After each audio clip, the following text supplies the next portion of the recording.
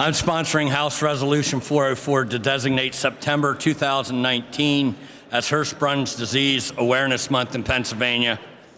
Hirschsprung's disease is a life-threatening congenital condition affecting 1 in 5,000 births and is more prevalent in boys.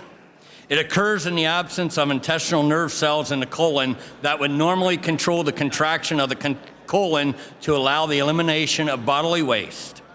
Absent these nerve cells, solids are unable to move through the bowels and be expelled. This presents a very dangerous situation requiring surgery to correct.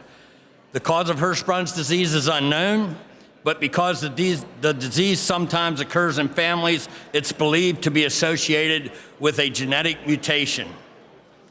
You may be wondering why I am putting this resolution forward today. When I put this resolution out for co-sponsorship, I would have never guessed in a million years there'd be another member on this House floor that would have had any idea as to what I was talking about. And within hours, Representative Danielle Otten got back to me and said, this disease affected her family as well.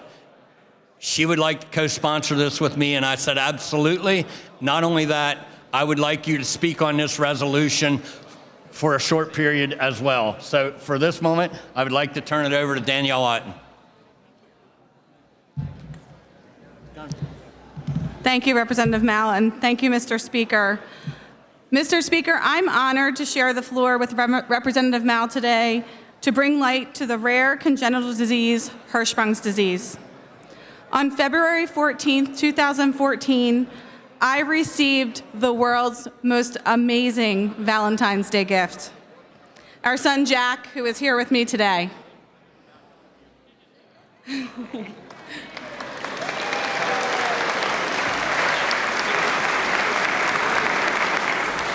I'll never forget the first time I set eyes on him and the blissful first day holding and adoring his perfection. On the second day of his life, the doctors entered the room to give us a choice to go home early because he looked great and I was doing really well after an emergency C-section. I was excited to accept, and we could not wait to take our baby home. Later that night,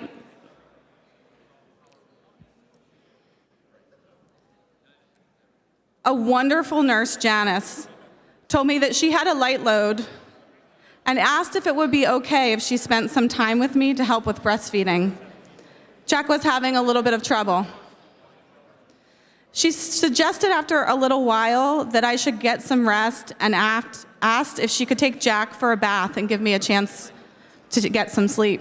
Members, please, just if everybody could take their seats. Knowing we would be going home in the morning, I took her up on the extra help for one more night. At 3 a.m., she returned to my room with Jack to ask my permission to take him to the NICU. He had vomited while she was bathing him. Babies spit up, right? Except for his vomit was green, and that is a sign that there may be an obstruction of the bowel. The following hours are burned in my mind and a blur at the same time. Calling my husband in the middle of the night, walking into the NICU with multiple babies in cribs and wondering if I would even know which one was mine at that point, and the breathless moment of recognizing him immediately. Watching him strapped into a special transport device that looked eerily like a coffin. The sweet man who would drive him to the city, transporting him to CHOP, and the gentle and thorough approach to helping to put me at ease while my world was crashing down. Looking into my husband's eyes, both tearful, gripping each other's hands like a vice, but completely silent. Watching my husband climb into the ambulance and then watching them drive away with my baby. I was unable to ride with him because I still needed to be discharged. And my wonderful doctor came in for his shift hours early to make sure that I could get to my baby. And he shared his own family's story with scary experiences of taking your child to the NICU. I sat on my bed with my bags packed at my feet, waiting for my sister-in-law, who would take me on the longest ride of my life. Looking at a doctor that I had never met and responding to him, "Hirsch, what?" and feeling incredibly alone. And that is why today, raising awareness for rare diseases like Hirschsprung's disease is so incredibly important. Because no family facing rare diseases should feel alone. There are so many people who have dealt with these issues, and there's so many resources and support available. I remember our church was praying for our family, and another member of the church reached out and called me. She happens to be a constituent of mine now, to share her story about how her 25-year-old son also has Hirschsprung's disease, and ensuring me that life would be okay. And at a moment when you're wondering and not understanding what's happening, all you need to hear is someone who's been through it say, life's gonna be okay. We also need to fight for access to quality health care for every family in Pennsylvania. Because as the Mao family will share their story, no one knew for a long, long time what Hirschsprung's was and how to diagnose this disease. And we have to work hard every day in this chamber to protect the public health and safety and our environment. Because as Rep. Mao mentioned, there is no known cause for Hirschsprung's disease. And we know for our family that it's not genetic, that it is likely an environmental cause. A few weeks ago, I was sitting in church on Pentecost Sunday, and our pastor said, "I want everyone to take a big deep breath in and a big deep breath out."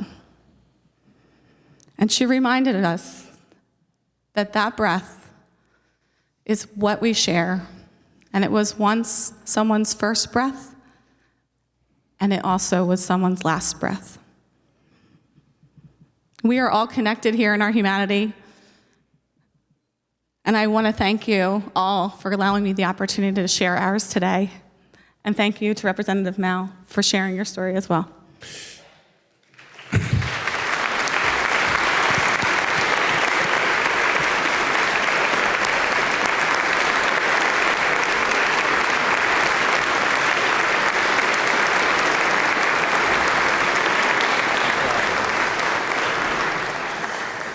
Thank you. The story goes on.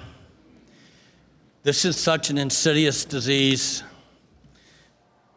and most people aren't aware of it. And the people who are affected by this, we have some of them here today, not just my family, but they wanted their story told so that you're aware of it as new parents, as new grandparents, that you know the symptoms, you educate yourself. I'll have them stand in a moment. But today we have Sherry Geyer. She's a retired Senate staffer here. She's a grandmother to a newborn named Caleb. Caleb was showing the elusive Hirschsprung's disease symptoms, was to 3 different medical facilities, and 7 days old before the word Hirschsprung's was mentioned to them. Unfortunately, by that time it was too late. Caleb passed at 11 days old. Dawn Rice and her daughter Erica. 2 of Dawn's 4 children had Hirschsprung's. Her son Brendan had a total colonic Hirschsprung's disease and passed away from it. Erica, who is with us here today, is a Hirschsprung's disease survivor. Monica Fort, a vivacious son named Tony, born on this day. Happy birthday, Tony.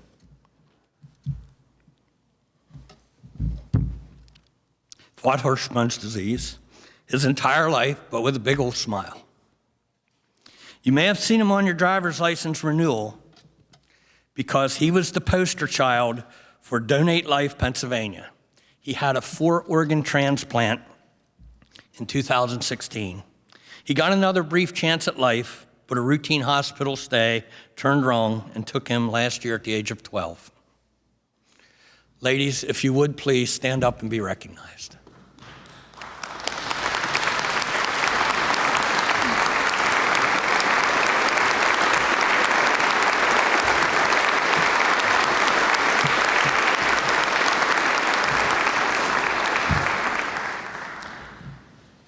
Now I'll tell you just a brief story about our journey in my family.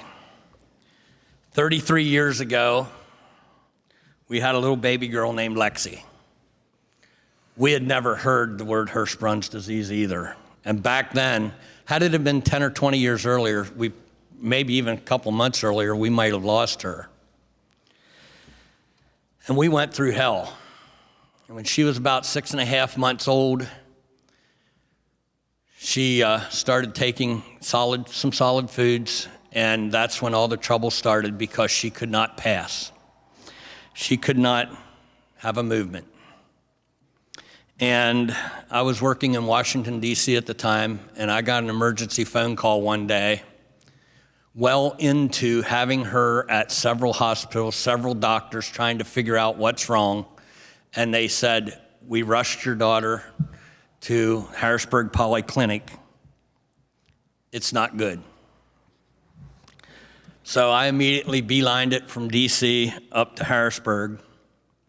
And when I walked into the hospital, I was met by a member of the clergy, preparing us for the worst. And come to find out, there is a gentleman who is the most skilled and knowledgeable surgeon in this part of the country for intestinal type surgeries and diseases. And he just happened to be located right here in Harrisburg, Pennsylvania. And by the grace of God, he was here, and they called him in to do emergency surgery where he performed an ileostomy on my daughter. And 2 years and 4 more surgeries later, he got her to a point where she could live a normal life. Now, we have heroes, we have stars, we have baseball players, football players, hockey players, foreign leaders, dignitaries, and we all look up to them, and we all call them heroes and stars. But let me tell you something. When you have a little girl whose life was saved by a gentleman I'm about to introduce, he is a star. Let me tell you a little bit about Dr. Domingo T. Alvear. Just to give you an idea of the character of this man, he founded 20 years ago the World Surgical Foundation.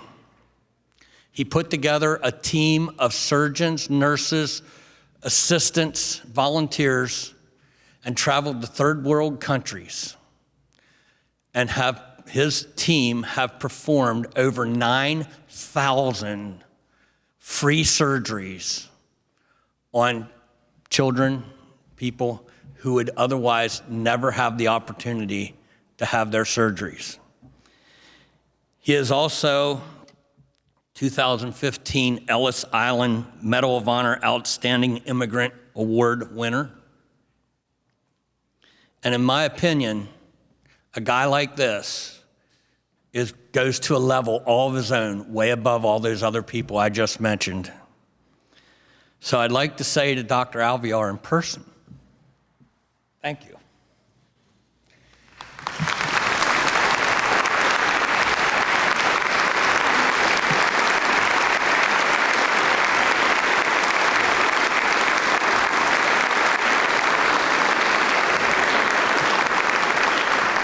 Standing beside Dr. Alvear is my daughter, whose life he saved, and my very cute, obviously she doesn't look like me, little granddaughter.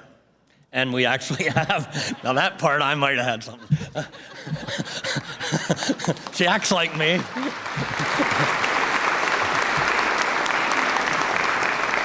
And we have one on the way. But I can't thank Dr. Alvear enough for doing what he does, not just for our family, but for other families like Representative Otten's family and anyone else. And this is about bringing awareness. Today is about bringing awareness to this disease most people have never heard of. And on that note, I'd like my wife to stand, and if you talk to her, say kind things about me, even if you have to lie a little bit. But